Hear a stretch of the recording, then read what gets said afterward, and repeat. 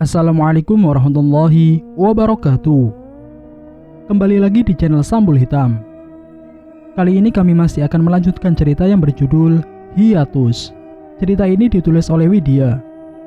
Namun sebelum masuk ke ceritanya, silakan dukung channel ini dengan cara subscribe dan nyalakan tombol notifikasi agar teman-teman semua tidak ketinggalan cerita dari Sambul Hitam.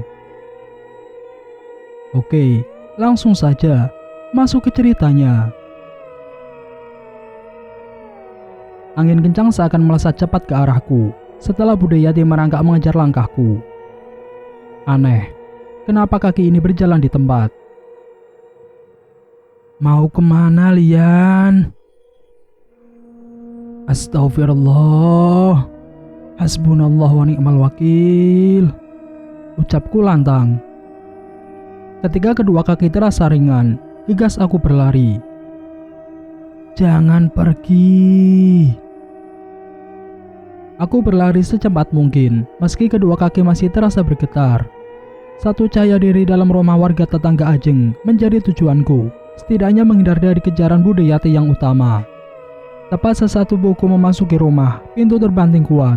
Aku terduduk dengan nafas ngos-ngosan. Kenapa dengan dia? Kenapa harus menggangguku? Darahku berdesir. Seketika suasana menjadi hening. Aku menyentuh dadaku. Detak jantungku terpacu kuat, menghapus pelan bulir pening yang menganar di dahi. Gegas aku bangkit menatap ruangan yang kuyakini ruang tamu.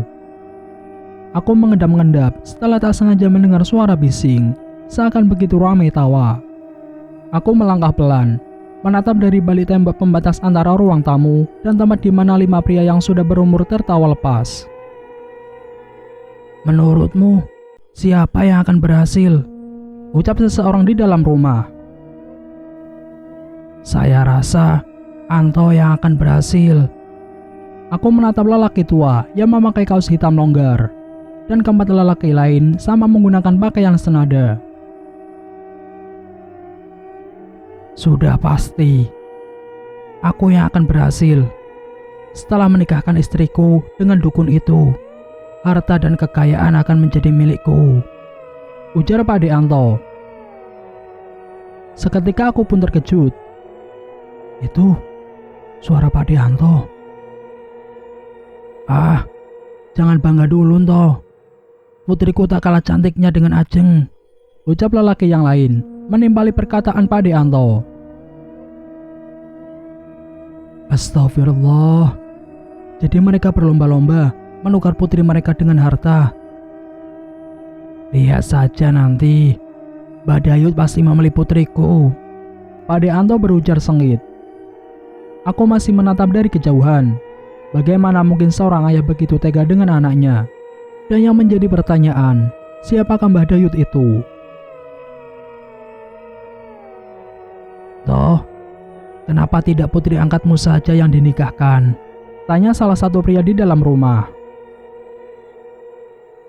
Beresiko. Lagi pula Mbah Dayut tak mau jika hanya satu, sedangkan ia kembar, ucap Pak De Anto. Dan aku pun baru menyadari sejak kapan Pak De Anto memiliki anak kembar. Memangnya satunya kemana, Toh? Tanya salah satu pria itu lagi. Alah, pura-pura bodoh pula kowe. Laili itu kuculik dahulu, meminta Maida untuk membantuku. Berharap kelak si Laili itu yang menjadi tumbal. Tapi Mbak Dayut menolak jika hanya satu. Astagfirullah. Mama ada hubungannya dengan mereka. Gimana sekarang Laili itu, Nto? Tanya pria itu lagi. Aku menatap kelima lelaki berumur itu dengan hati yang entahlah. Kenapa harus aku yang dikelilingi orang-orang serakah seperti mereka? Sudah mati, jawab Pak De Anto. Sekelebat bayangan seakan melewatiku. Aku mengusap tengkuk yang terasa meremang. Kamu bunuh, Toh? Ucap keempat lelaki itu seakan terkejut. Pak De Anto menggeleng. Enggak, aku meminta seseorang menguburnya hidup-hidup, jawab Pak De Anto. Aku melangkah ke belakang. Kuburan keramat, Laili dikubur hidup-hidup. Astaga. Aku menahan sesak. Bagaimana mungkin seorang manusia bisa melakukan kejahatan seperti ini? Aku memutar tubuhku cepat, dan betapa terkejutnya aku. Dia di sini. Gadis misterius, ucapku tergagap. Wanita itu melayang turun. Aku menelan saliva dengan susah payah. Jadi wanita yang aku pikir dia manusia, ternyata makhluk halus. Mereka melenyapkanku demi harta. Menukar nyawa seorang wanita, tubuhku ditutupi tanah, sedangkan mereka tahu aku masih bernyawa. Aku melotot kaget. Gadis misterius itu adalah Laili. Bertahun-tahun aku disembunyikan untuk memaksa tubuhku menerima segala perlakuan mereka. Aku terjungkal ke belakang. Aku tak mengerti kenapa dia begitu marah padaku. Laili melangkah pelan. Baju putih yang ia kenakan berkibar pelan membawa harum tanah yang basah. Aku menelan saliva. Tatapannya begitu tajam padaku. Orang munafik, pekiknya. Laili merangkak ke arahku dengan senyum menyeringai. Aku membuka mata pelan. Di mana ini? Aku mencoba bangkit. Ini rumahku. Aku menatap sekeliling. Suara klakson mobil terdengar. Aku melangkah pelan mengintip dari balik kaca jendela yang langsung menghadap keluar. Dan ternyata aku melihat diriku sendiri 10 tahun yang lalu yang sedang berpamitan. Ingat Yole pesan mama. Jangan sampai panjang tangan di kota orang. Jujur itu kunci kesuksesan. Wanita berjari kecoklatan tua yang telah pudar warnanya tersenyum. Mama mengelus pucuk kepalaku. Gih, Mak. Lian mengerti. Mama mau dibeliin apa nanti kalau Lian pulang? Tawarku waktu itu. Ngawur. Belum berangkat udah minta mama nitip. Wanita itu tersenyum. Meski kedua matanya telah berkaca-kaca. Aku tahu mama menahan sesak untuk kepergianku. Amin. Siapa tahu Lian sukses, Mak. Tak beliin apa yang mama mau. Ucapku kala itu. Iya sudah, sana berangkat. Mama nitip mau kena. Seru mama melambaikan tangannya setelah mendorong tubuhku sedikit menjauh. Dan aku memilih berbalik menaiki bus lalu menghilang di tikungan. Aku menelan saliva. Dan sekali lagi ini dejavu. Aku memperhatikan sikap mama. Setelah sangat ku yakini aku telah hilang dari pandangannya. Mama beranjak melangkah, aku langsung bersembunyi. Tiba-tiba, pintu terbuka. Aku mengintip dari pintu kamarku. Mama mengunci pintu, setelah itu dirinya berlalu. Gegas aku menyusul langkah mama. Apa yang sebenarnya terjadi hingga aku terhempas sampai ke sini? Jangan sakiti saya. Gegas aku berlari menyusul sumber suara. Dan ternyata itu suara berasal dari gudang belakang. Aku mengendap-endap, mengintip sedikit dari celah dinding gudang yang terbuat dari papan.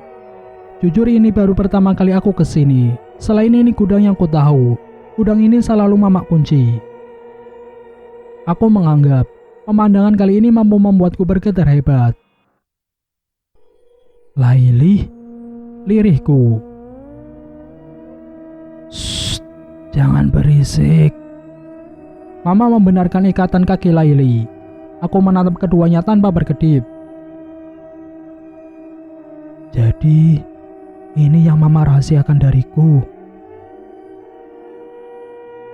Kenapa Mbok menyiksa saya seperti ini? Lepaskan saya, Mbok. Sudahi semua penderitaan ini, Mbok. Mohon. Laili mohon, Mbok. Pinta Laili berteriak nyaring. Diam. Aku terpaksa melakukannya demi putraku. Bentak mama. Kenapa harus saya, Mbok? Tanya Laili lagi. Sudah, kamu hanya perlu menunggu waktu. Nanti malam Anto akan menjemputmu. Dan tugasku selesai. Apa yang kalian lakukan? Lepaskan aku. Aku menahan sesak di dada. Kenapa mama bisa sejahat ini? Aku tidak akan membocorkan apapun. Aku berjanji, Mbok. Tolong lepaskan aku. Suara Laili terdengar parau. Aku melihat wajah Mama yang terlihat tenang. Tidak akan. Bagaimana mungkin saya melepaskan kamu begitu saja? Sedangkan kamu tahu rahasia kami. Tidak, Mbok. Aku akan jujur. Aku akan tutup mulut. Lagi pula Bapak tidak mungkin sejahat itu, Mbok. Namun jawaban dari Mama mampu membuatku hampir pingsan. Anto bukan bapak kandungmu. Bapak kandungmu adalah Pak Dalim. Mboklah yang membantu persalinan ibumu dahulu. Dan Mbok pula yang membawamu bersamaku. Apa? Tapi untuk apa kalian melakukan ini semua? Air mata Laili menganak sungai. Aku menahan gemuruh di dada. Untuk apa mama aku melakukan ini? Demi kebahagiaan putraku. Aku ingin abadi. Dan kebetulan pula Anto menginginkan kekayaan. Lalu, kenapa aku? Kenapa tidak kalian saja yang menjadi tumbal? Itu tidak mungkin. Kami hanya butuh tubuhmu, Nak.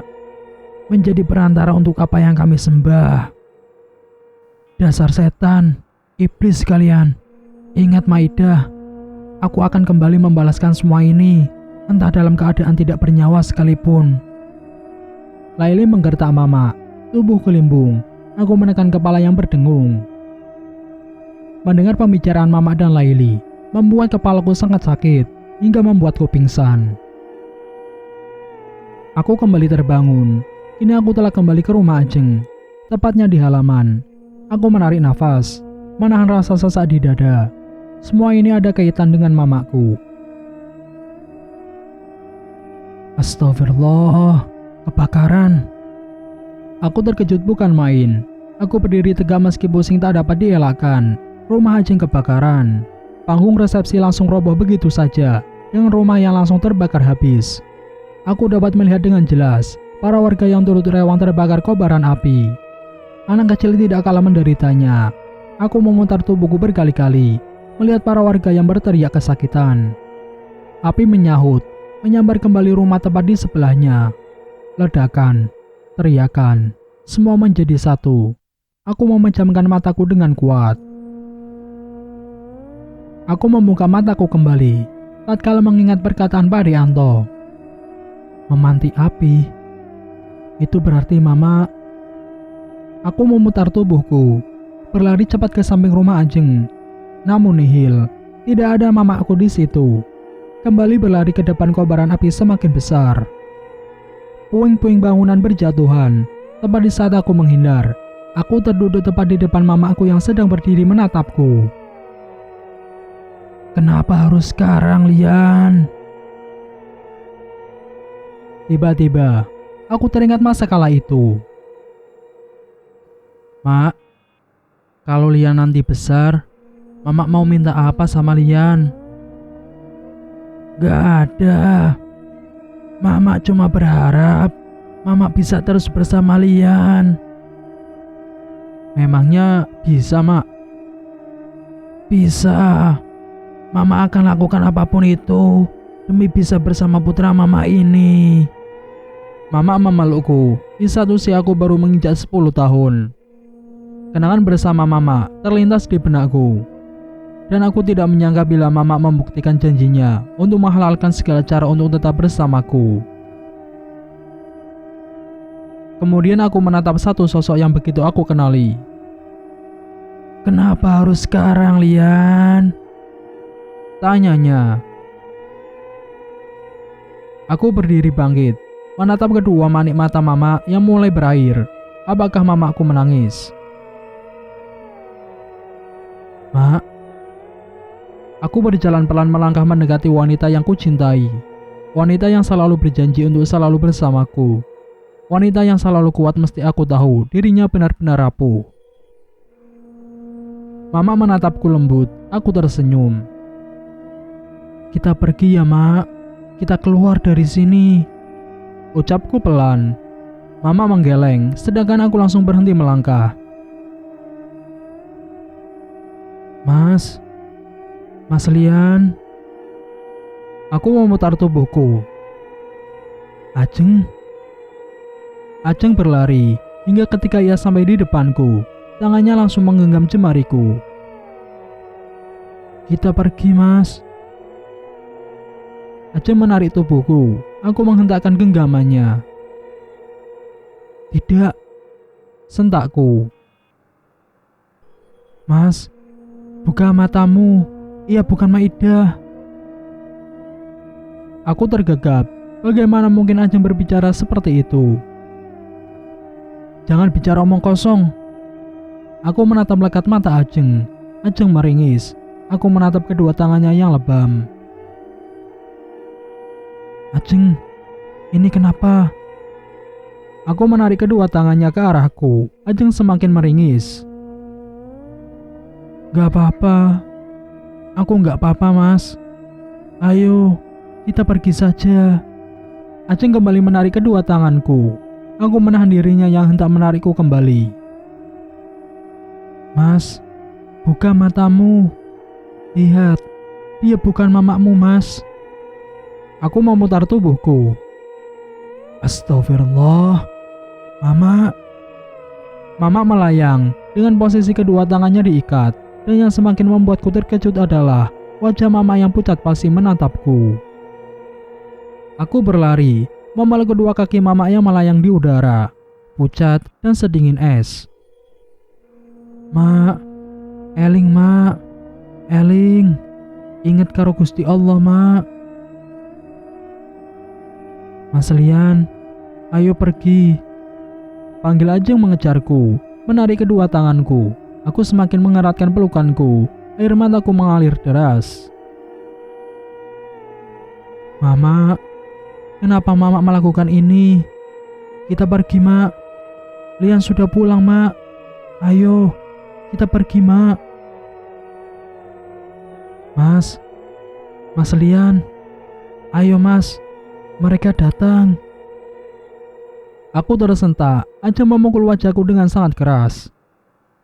Lihat, apa yang Mas Lian peluk. Dia bukan Maidah. Aku melotot. Aku menengok ke atas pelan. Astagfirullah. Aku terjungkal ke belakang. Bagaimana mungkin? Laili pun tersenyum menatapku. Mas, ayo kita pergi. Mereka datang. Aku melihat dari kejauhan apa yang Ajeng tunjuk. Dan sekali lagi tubuhku bergetar hebat. Puluhan warga dengan bentuk tubuh yang berbeda merangkak, berlari, melayang menuju keberadaan kami. Wajah-wajah mereka yang telah terbakar habis menatap ke arah kami. Ayo Mas Lian. Aku mengikuti Ajeng, berlari tak tentu arah. Bahkan sempat kami terjatuh karena tak melihat apa yang dipijak. Jeritan menggema. Aku memutar kepalaku, dan benar saja mereka semua mengejar. Ajeng menarik lenganku. Gemuruh di dada terpacu kuat. Aku menoleh ke arah wanita yang dulu sangat kucintai. Kami berdua bersembunyi di balik puing bangunan, yang dulu sangat kuingat jika ini adalah musola desa.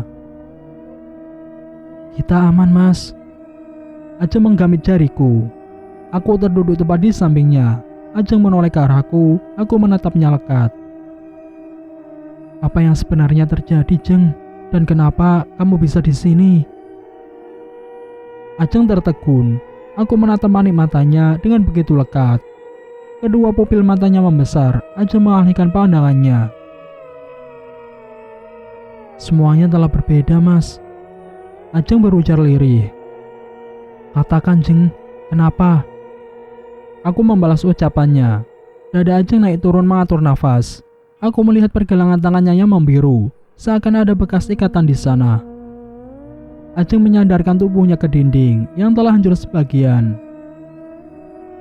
Kenapa Mas kembali? Ajeng balik bertanya. Jangan mengalihkan pembicaraan, Jeng. Maaf, tidak seharusnya Mas Lian kembali ke sini. Liriknya pelan. Aku menunggu senafas kasar menyuka rambut dengan hati yang entahlah. Jangan bermain teka-teki, Jeng. Mas sudah pusing dengan semua ini. Ajeng menoleh ke arahku, tepat di saat aku menatap wajahnya. Maaf, seandainya dulu Ajeng menerima lamaran Mas Lian, mungkin Ajeng sudah bahagia. Liriknya pelan. Jangan membahas yang telah berlalu, Jeng. Cukup jawab pertanyaan dari Mas. Kenapa kamu bisa di sini? Ada apa dengan desa kita? Lalu, kenapa kamu bisa tahu jika makhluk tadi bukan mamaku? Mas, mungkin Mas Lian sudah tahu kenapa desa kita seperti ini. Aku terkejut, tapi memang benar aku sudah mengetahuinya, namun rasanya seakan tak percaya. Mama yang telah membakar resepsi pernikahan Ajeng juga membakar rumah warga. Aku menggeleng, seakan begitu sulit untuk menerima kenyataan ini semua. Mas tahu, tapi Mas tidak percaya. Bagaimana mungkin semua ini bisa terjadi? Lirihku tertahan. Itu benar, Mas. Ajeng menatapku. Lalu, kenapa Ajeng di sini? Dan bagaimana bisa Ajeng selamat, sedangkan para warga turut rewang semuanya mati? Tanyaku kembali. Setelah ijab kabul selesai, Ajeng dibawa pergi, Mas. Tepat di saat kebakaran itu terjadi. Lalu, bagaimana suamimu, Jeng? Dan kenapa Ajeng seakan tersiksa? Aku membenarkan dudukku. Ajeng kembali menoleh. Tidak ada binar kebahagiaan di sana. Mas akan segera mengetahuinya. Singkat Ajeng menjawab.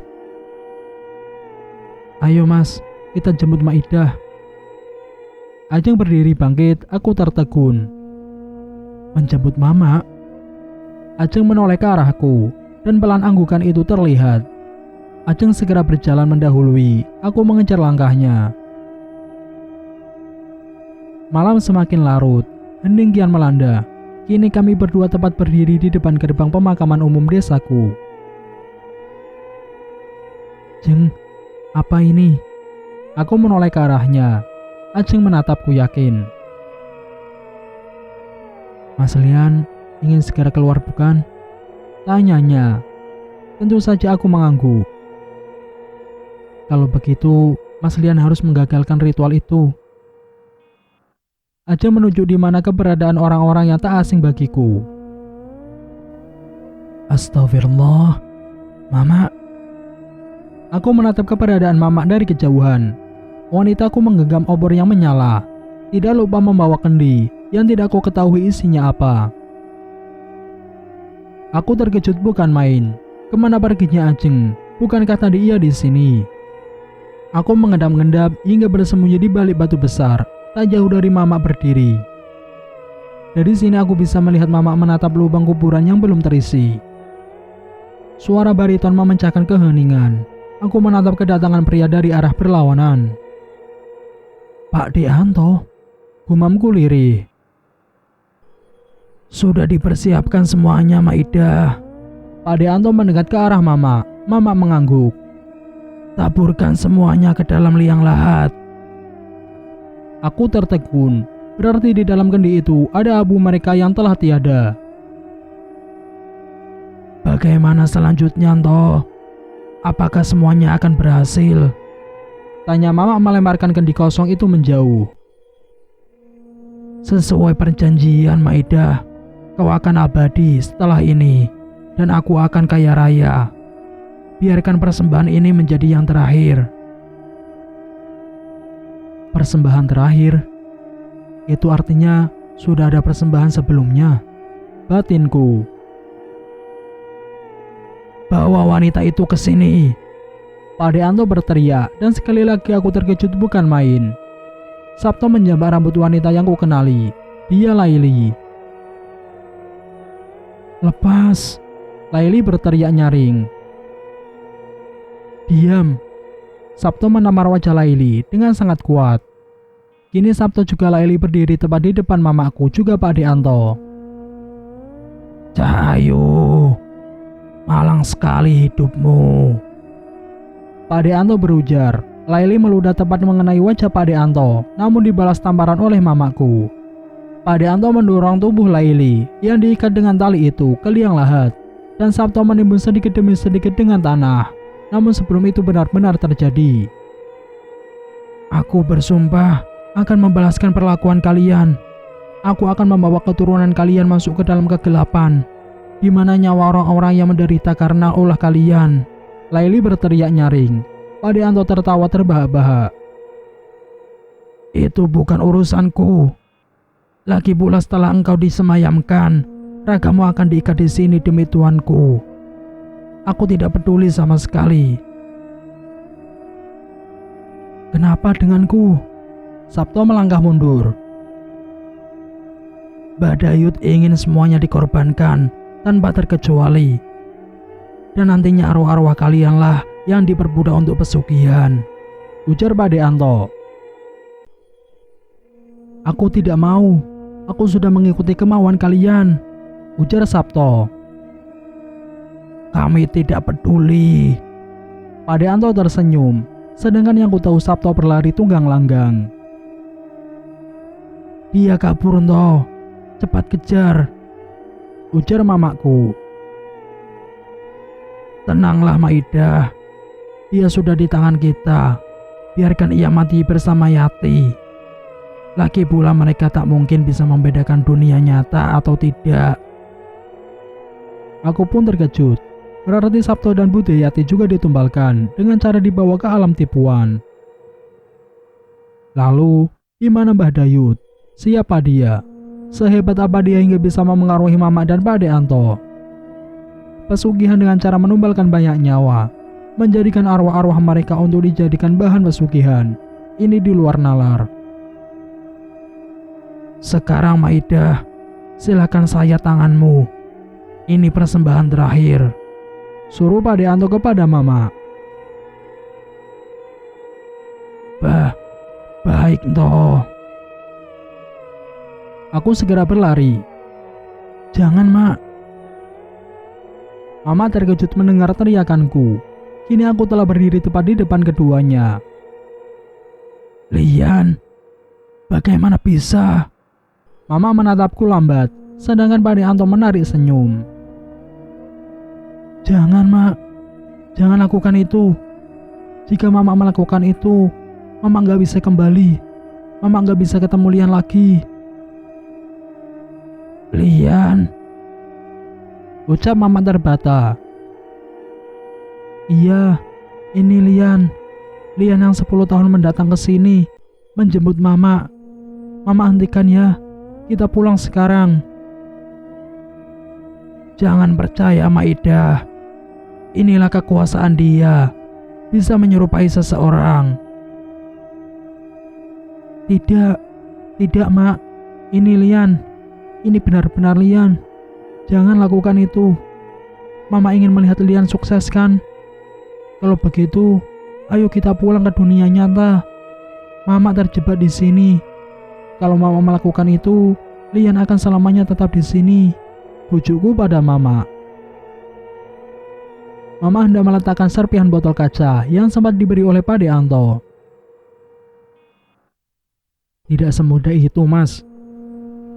Aku memutar tubuhku. Astagfirullah. Apa ini? Kamu? Bukankah baik, Mas, jika kita berkumpul di sini? Aku akan menjadi istrimu, sesuai keinginan kita dahulu. Laila, kamu? Aku menatap kedatangan Laila bersama Pak Dalim. Iya, Mas. Aku calon istrimu. Dan sebentar lagi impian kita akan terwujud. Bagaimana dengan Mas Lian? Apa kamu sudah bersiap-siap? Aku menggeleng. Bagaimana mungkin ini bisa terjadi? Bisa, Mas. Aku adalah teman masa kecilmu, ujar Laila. Jangan bohong. Aku tak mengenalmu dan Pak Dalim. Aku melihat ke arah Pak Dalim. Pak Dalim pun tersenyum. Konspirasi macam apa ini? Mas Lian, coba diingat dahulu. Aku gadis kecil yang Mas selamatkan dahulu dari sungai saat aku terjun bebas. Astagfirullah. Aku menekan pelipisku, semuanya membuatku kebingungan. Namun satu bayangan terlintas di ingatanku. Apa yang diucapkan Laila benar. Namun untuk apa? Apa hubungan kalian dengan semua ini? Dan kenapa? Aku berteriak parau. Kepalaku seakan ditusuk ribuan jarum. Demi bersamamu dan demi keabadian cinta kita. Laila pun tersenyum. Tanyakan saja kepada Maidah. Dia pun setuju untuk menyatukan kita, Mas. Mama pun mengangguk, sedangkan aku entahlah. Mas Lian, tetaplah di sini bersamaku. Kita akan abadi, tanpa harus lelah memikirkan kehidupan lain. Jangan bicara omong kosong. Siapa kalian? Bentakku. Laila terkekeh. Wanita yang sebelumnya mengenakan atasan serba tertutup itu, kini telah memakai kebaya hijau menyala. Tidak lupa hiasan di rambutnya yang telah disanggul begitu rapi. Sedangkan Pak Dalim ini telah nampak tua. Akulah yang mereka sembah, Mas. Apa? Lalu, di mana Mbah Dayut? Tanyaku. Laila terkekeh. Pak Dalim pun tersenyum. Kamu percaya begitu saja, Mas? Mas Lian, Pak Dalim adalah Mbah Dayut. Lelaki berumur ini adalah budakku. Tiba-tiba, petir menyahut. Aku semakin menganga. Pak Dalim bukankah ayahmu? Tanyaku. Laila menggeleng. Tidak, aku adalah ratu dari kalangan mereka semua. Pak Dalim hanya pelantara. Membuat orang-orang luar penasaran dengan ini. Lalu aku memintanya menjebaknya. Astagfirullah. Lalu, bagaimana Laili? Bukankah dia kembaranmu? Aku menatapani Laila. Laila tersenyum. Bukan. Laila hanya orang lain yang kurubah untuk menjadi pelantara. Memaksa para lelaki tua serakah seperti mereka. Menyerahkan putri-putri mereka untuk menikah dengan Mbah Dayut yang tak lain adalah Pak Dalim. Untuk apa kau melakukan ini? Mengambil keperawanan mereka untuk menjadikan aku kekal. Dan sekarang akulah pengantinmu, Mas. Laila maju satu langkah, sedangkan aku semakin mundur. Lakukan ritual ini. Pak Dalim berteriak kencang. Aku memutar tubuhku mendapati Mama yang hendak melakukan sayatan. Jangan, Mak. Aku menarik lengan Mama hingga wanitaku tersungkur. Pak Deanto menarik tanganku. Aku tahu apa yang akan mereka lakukan. Menyayat tanganku juga. Azam. Aku melihat kedatangan Azam bersama istrinya dan juga kedua putrinya. Azam mendekat ke arahku. Terlihat senyum ketulusan di sana. Sedangkan istrinya berlari cepat meski menggunakan mukena yang masih melekat di tubuhnya, menghampiri mamaku. Mereka bukan tandingan kita, Mas. Tapi dia... Seru Azam membuatku terdiam. Aku mendengar ucapan pelan Azam, lalu segera menoleh ke belakang, di mana dahulu lelaki tua itu adalah guru mengaji kami. Dia adalah Ustadz Imam. Ustadz Imam berjalan pelan. Kopiah putih yang ia kenakan membuat dirinya begitu bersahaja. Astagfirullah, Mama. Aku berlari mendapati Mama yang hampir melukai istrinya Azam. Aku memeluk tubuh Mama dari belakang. Lepas! Mama berteriak. Ustadz Imam melangkah pelan ke arahku. Bawalah mamamu bersamamu, Lian. Biarkan mereka menjadi urusanku. Baik Pak Ustadz. Tapi kenapa Pak Ustadz bisa di sini? Tanyaku heran. Sedangkan ini alam gaib yang tak bisa sembarangan manusia bisa memasukinya. Kami semua sama seperti Mas Lian, jawab Pak Ustadz. Istri Azam tersenyum ke arahku. Lalu Azam ikut mengangguk. Aku menelan saliva dengan susah payah. Dahulu kami pun dibakar hidup-hidup, Mas Lian. Saat kembali dari perantauan, saat kami masih menunaikan ibadah sholat. Gambaran tentang kejadian yang menimpa Azam menari-nari di otakku dan membuatku terkejut. Mama lah yang turut membakarnya. Sedangkan kedua gadis kembar itu sama, disiksa secara brutal di rumahku sendiri. Jangan ikut campur, Laila berteriak. Aku tidak akan ikut campur urusanmu. Jika kau tak memaksa orang lain harus masuk ke dalam jebakanmu. Azam menatap lekat wajah Laila. Aku mundur selangkah. Mama mengerang kesakitan. Aku kelimpungan. Lian, bawalah mamamu nak. Biar kami yang menangani mereka. Tutur Pak Ustadz Imam. Aku berlari cepat ke arah mama memaksa tubuhnya untuk ikut bersamaku. Laila berteriak nyaring. Aku melotot. Jangan pergi.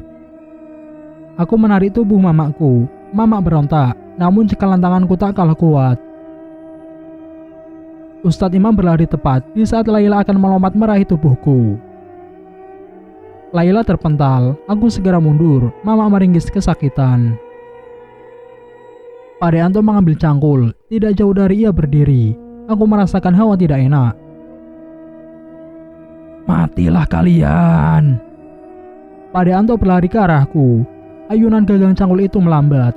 Aku memeluk tubuh mamaku dengan erat. Darah terpercik ke wajahku tatkala Pak Deanto berhasil melayangkan sabetan, namun aku tidak merasakan apapun. Mas Lian. Astagfirullah, Ajeng.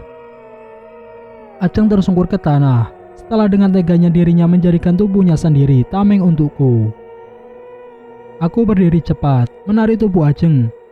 Darah segar berceceran, punggung Ajeng terluka parah, detak jantungku terpacu kuat. Ajeng, kenapa kamu melakukan ini? Ajeng menatap mataku, kurai tubuhnya untuk kutidurkan di pangkuanku. Ajeng menggeleng, terlihat senyum di sana. Aku memutar tubuhku, menatap tajam Pak Deanto yang berdiri mematung. Kamu akan merasakan bersalah seumur hidupmu, Pak De, meski beda alam sekalipun. Pak Deanto tergugu. Apakah dia menangis? Sungguh sudah terlambat menyesali. Aku memeluk tubuh Ajeng dengan kuat. Ajeng tersenyum. Bertahanlah, Jeng. Mas akan menikahimu. Lirihku. Ajeng menggeleng. Ia pun menghapus bulir bening di pipiku. Ajeng bahagia. Sebelum Ajeng benar-benar pergi, Ajeng bisa bersama Mas Lian. Terima kasih, Mas. Bangun, Jeng. Ini Mas Lian. Ayo kita keluar dari sini. Aku mengeratkan pelukanku. Ajeng telah pergi untuk selama-lamanya. Jangan sentuh suamiku. Laila berteriak nyaring. Sekali lagi tubuhnya terpental. Setelah Pak Deanto menabrak tubuhnya. Apa sekarang ia menyesal? Mas Lian harus pergi sekarang. Ini sudah waktunya. Jangan sampai terbit fajar atau Mas Lian akan di sini selamanya. Bisi istri Azam melemah. Aku mengangguk, meski dengan hati yang tak tega melepaskan tubuh Ajeng. Bagaimanapun sekarang aku harus terbebas dari sini membawa mamaku. Jangan khawatir, Mas. Tubuh Ajeng akan baik-baik saja. Lanjut istri Azam. Aku kembali mengangguk, berlari ke arah mama merengkuhnya. Laila melayang, aku menganga. Sedangkan Pak Deanto terhempas begitu saja, hingga dirinya terlempar ke batu besar tempat aku bersembunyi. Laila melayang dalam sekejap, tubuhnya sudah berubah menjadi makhluk mengerikan. Tubuhnya berbau gosong, dengan lidah terbelah, guratan hitam memenuhi tubuhnya. Ustadz Imam dan Azam berlari, keduanya melafadzkan ayat suci. Hentikan! Pakai mamaku histeris. Aku menoleh ke arah mama beserta Laila yang berteriak kompak. Astagfirullah, Mama. Aku meraih tubuh mamaku. Mama menggeliat terkapar di tanah. Sekarang, pergilah Mas Lian. Kita Azam berteriak.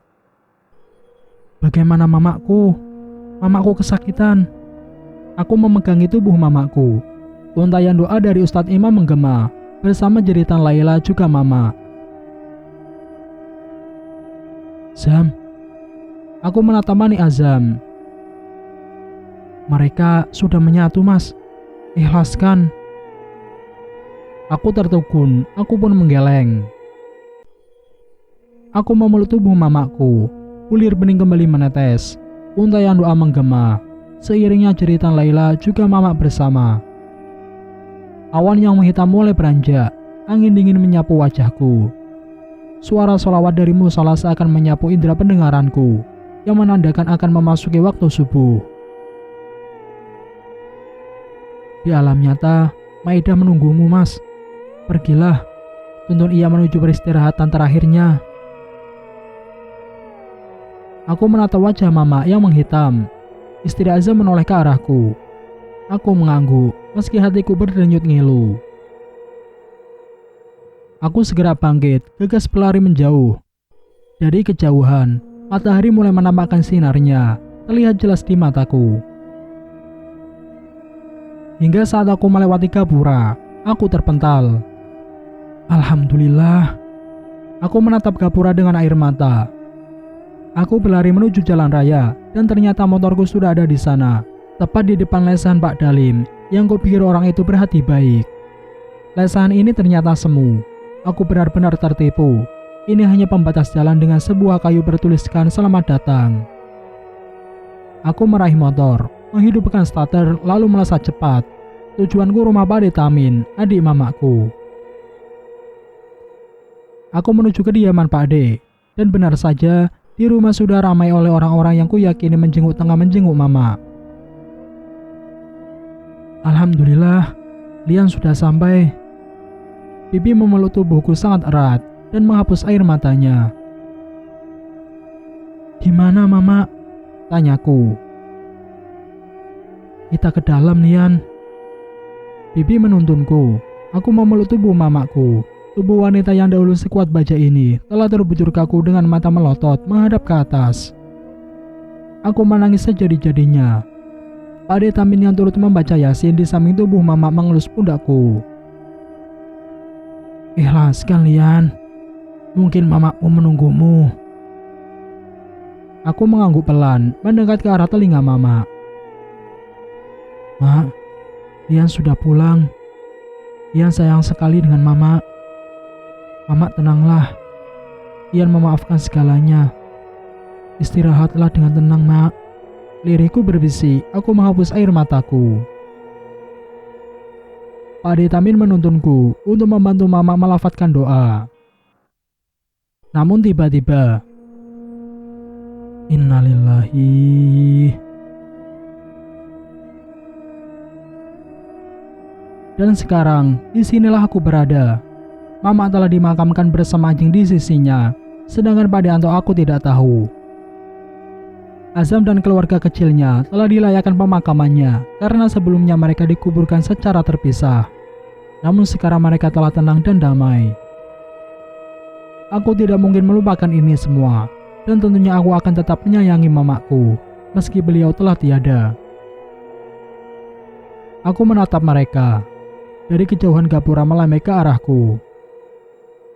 Aku berbalik menenteng kembali tas di mana awal aku pulang. Aku masih memiliki tujuan, meski rasanya hatiku telah hambar. Namun aku percaya, semuanya ada takdir yang terbaik untukku.